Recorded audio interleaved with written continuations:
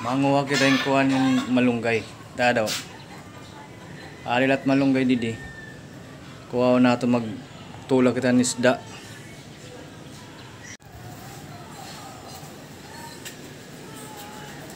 Oh, malunggay. Magtambok nga nit malunggay. Oh. Diba? Manila. Sa Manila, ano to? Bibilin mo to. Kano na? Dito, pinipitas lang. Ay, diba? Na ito lang ang kagandahan sa probinsya kasi kahit saan pwede kang humingi ng mga gulay-gulay. Pero yung gulay, yung ano na to po, ano, naka ano naman dito sa may amin eh. Kaya ano pa rin, goods pa rin kumuha. Right, pwede na to. So ito, nakakuha na ako. Akin, himay-himay na natin to para mamaya yung isda na lang yung ano yun natin. Pero andun na yung isda eh, nilinis na. So ipakita ko mamaya kung ano yung isda na lulutuin natin ngayong tanghali. Okay na ito, ignano. Ito ano? Ini, kahit pagtulog. Oo, pwede na ito. Sipe! Isda.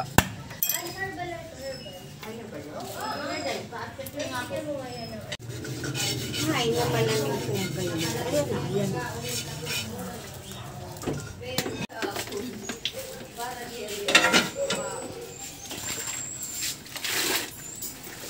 Ante.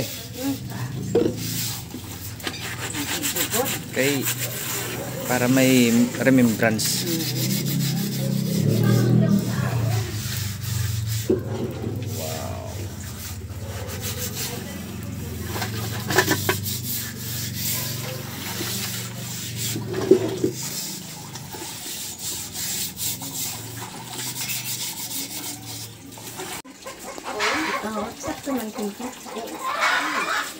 O mamaya, titikman natin yan pag naluto.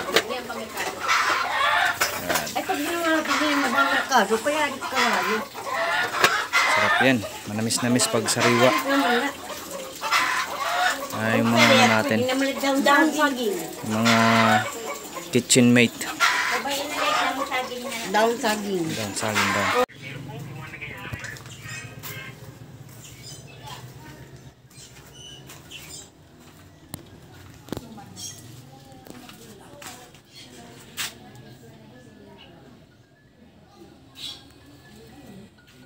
Angkol, kaway-kaway muna dyan. Oh. Kaway-kaway. Katapos lang magdasal, magpaano. Andito na sila kumakain, tingnan natin sila.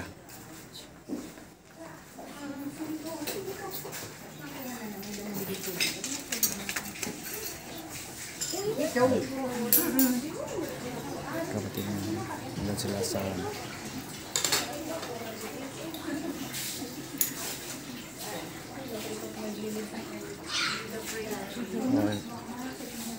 Hi. ay adjuan. Hello. Kanina pa yung isang piniglo. Last na lang ini.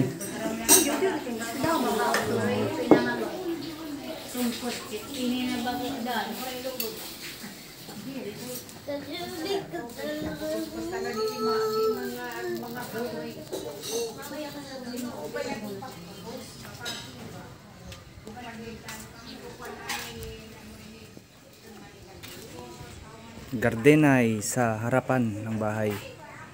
Yun, paglaki, ulam na. So mamaya, pagkatapos nila doon kumain, tayo naman kakain. Dahil yung mga nagdasal sa patay, sila muna mauuna. Okay, thank you sa watching nyo guys.